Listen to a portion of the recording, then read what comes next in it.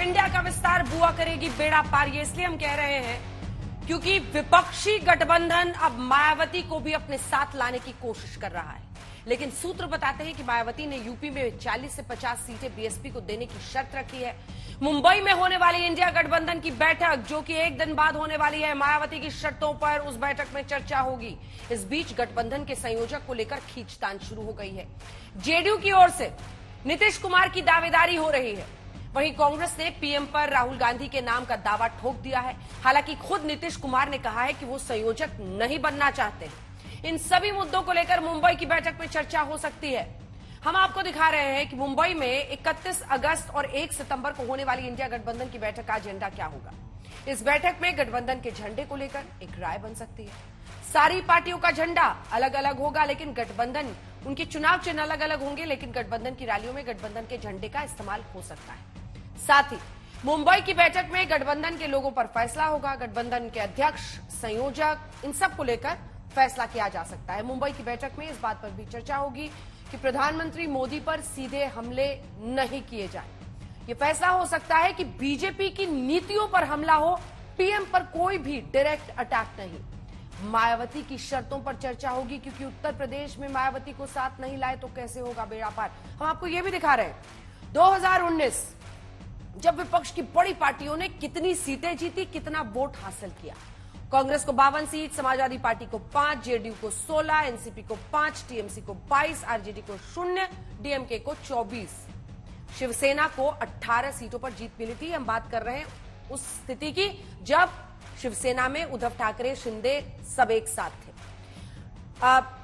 NCP और शिवसेना दोनों ही पार्टियों में तब टूट नहीं हुई थी, तब का डेटा हमने आपको दिखाया है। अब बात मायावती को साथ लाने की करते हैं, क्योंकि जाहिर है विपक्ष बीएसपी की ताकत को मान रहा है। हम आपको दिखा रहे हैं कि 2019 में यूपी का नतीजा क्या रहा था। एसपी और बीएसपी ने मिलकर चुनाव लड़ा। बीएसपी को 10, एसपी को 5 सीट मिली थी, वहीं कांग्रेस को सिर्फ 1 सीट हासिल हुई, रायबरेली। यहां एसपी बीएसपी ने उम्मीदवार नहीं उतारा था। अमेठी में बीएसपी ने उम्मीदवार उतारा तो राहुल गांधी की वहां पर हार हो गई। मुंबई में पोस्टर, बैनर लग गए हैं। विपक्षी गठबंधन इंडिया की बैठक के पहले मुंबई के बांद्रा और माहिम इलाके में महाविकास अघाड़ी की तरफ से एक बड़ा बैनर लग गया है, जिस पर लिखा है, जुड़ेगा भारत, जीतेगा इंडिया। मुंबई में 31 और 1 तारीख को होने वाली इंडिया की इस बैठक में देश भर के बीजेपी विरोधी नेता आने वाले हैं।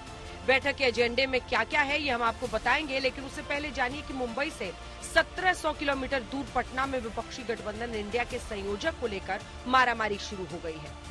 बिहार के मुख्यमंत्री और विपक्षी गठबंधन इंडिया की पहल करने वाले नीतीश बाबू कह रहे हैं कि वो इंडिया के संयोजक नहीं बनेंगे, और एनडीए ने इसी बहाने विपक्षी एकता पर धावा बोल दिया है। नहीं, हमको कुछ नहीं बनना है। हम तो आपको बराबर कह रहे हैं, वो दूसरे लोगों को बनाया जाएगा। हमारी कोई इच्छा नहीं। हम तो सबको एकजुट करना चाहते हैं और सब मिल करके करें। हमको कुछ व्यक्तिगत नहीं चाहिए, हम तो सबके हित में चाहते हैं। इसलिए ये कभी मत सोचिए कि हम लोग कुछ चाहते हैं, वो सब बात नहीं। जी की कह रहे हैं मुख्यमंत्री जी कि उस गठबंधन में इनका कुछ बनने वाला नहीं है, और ना ही उस गठबंधन का कुछ बनने वाला। जिस तरीके से रह रहकर विरोधाभास इस गठबंधन में देखने को मिलता है, बिहार की बैठक में दिल्ली के मुख्यमंत्री का नाराज होना, बेंगलुरु की बैठक में मुख्यमंत्री बिहार इनका स्वयं का नाराज होकर वापस आ जाना, और अब मुंबई की बैठक में देखते हैं भैया कौन नाराज होकर आता है या कौन नाराज होकर जाता ही नहीं है। आज उनका सपना है कि प्रधानमंत्री बने, और नीतीश जी यदि नहीं बनना चाहते हैं तो हम तो उनके छोटे हैं। हम कल्याण बिघा में वो कुटिया बना के उनको देते हैं। कब शिफ्ट करेंगे हमको तारीख बताओ। देश की जनता 140 करोड़ उसका चेहरा होगी। यद्यपि राहुल जी भी, ममता जी भी, नीतीश जी भी, शरद पवार जी भी सभी सक्षम लोग हैं प्रधानमंत्री पद की योग्यता रखने वाले। और मुंबई से दूर कांग्रेस शासित राज्यों के मुख्यमंत्री राहुल गांधी को पीएम उम्मीदवार बनाने में ताकत झोंक रहे हैं। छत्तीसगढ़ के मुख्यमंत्री ने कहा है कि पीएम चेहरा तो राहुल गांधी को ही होना चाहिए। सारे विपक्ष की तरफ से मैं कोई अधिकृत व्यक्ति नहीं हूं जो मैं अनाउंस करूं, लेकिन यदि कांग्रेस के एक कांग्रेसी कार्यकर्ता के नाते यदि आप पूछेंगे तो हाँ, कि 2024 में राहुल गांधी जी को प्रधानमंत्री कैंडिडेट के रूप में लाना चाहिए और उसके नेतृत्व में लड़ना चाहिए, और हमें जीत हासिल होगी। देखिए, ये तो जब गठबंधन बना है तो गठबंधन की जो पार्टियां हैं वो आपस में विचार विमर्श करने के बाद ही फैसला करती है। उसके मैं उस पर कॉमेंट नहीं करना चाहता। कांग्रेस पार्टी का चेहरा राहुल गांधी है। प्राइम मिनिस्टर का चेहरा जो है कांग्रेस पार्टी का वो राहुल गांधी है। राहुल गांधी रहेंगे, राहुल गांधी थे। न कहूं से दोस्ती, लेकिन सबसे बैर रखने वाले असदुद्दीन ओवैसी कह रहे हैं दोनों गठबंधन किसी काम के नहीं। वहीं वामपंथी दल कांग्रेस पार्टी को सहयोगियों को जगह देने की नसीहत दे रहे हैं। ना तुम्हारी हमको ना दुकानदार की जरूरत है, ना ये चौकीदार की जरूरत है। इंशाअल्लाह ताला इस देश में चौकीदार को बैठाएंगे, दुकानदार की दुकान ही बंद होगी। खबरों के अनुसार मुंबई की बैठक में कई फैसले लिए जाएंगे। एक प्रस्ताव है कि गठबंधन का एक चेयरमैन हो, एक चीफ कोऑर्डिनेटर, 4 से 5 क्षेत्रीय कोऑर्डिनेटर्स बनाए जाएं। मुंबई की बैठक के बाद सितंबर से देश भर में गठबंधन की साझा रैलियां शुरू हो जाएंगी, जिसमें 6 से 7 प्रमुख नेता और विपक्ष के सीएम शामिल होंगे। रैलियों, सभाओं और प्रचार के मौकों पर गठबंधन के नेता प्रधानमंत्री नरेंद्र मोदी पर व्यक्तिगत हमले नहीं करेंगे। हमला बीजेपी की नीतियों पर होगा।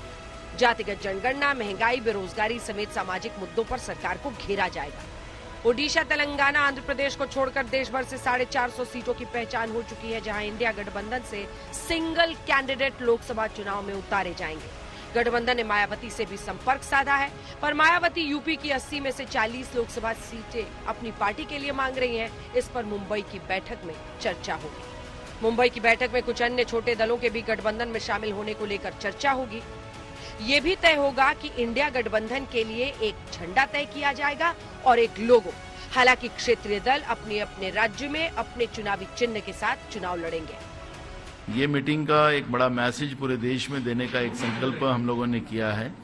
यहाँ पर इंडिया अलायंस का लोगो भी डिक्लेयर किया जाएगा 31 तारीख को।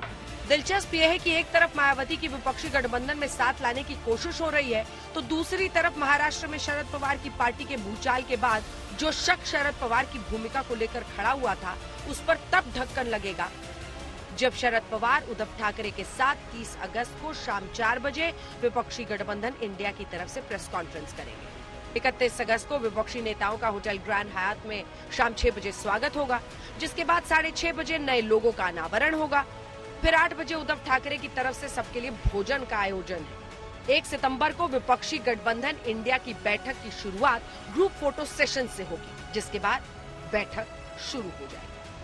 अब सबकी नजरें टिक गई हैं कि क्या विपक्षी गठबंधन इंडिया का साथ देंगी मायावती, क्योंकि यूपी की 80 सीटों पर अगर मायावती ने साथ नहीं दिया तो विपक्ष की बात बनेगी कैसे? आज तक क्यों? इस समय पूरी दुनिया में लोग कंफ्यूज्ड हैं। वो समझ नहीं पा रहे हैं क्या सही है, क्या गलत है, क्या सच है, क्या झूठ है। और ये स्पष्टता हम आपको अपने इस नए शो में देंगे। सब कुछ ब्लैक एंड व्हाइट में बताएंगे। इस शो में मेरे बालों के अलावा कुछ ग्रे नहीं होगा। हर खबर ब्लैक एंड व्हाइट की तरह बिल्कुल स्पष्ट होगी।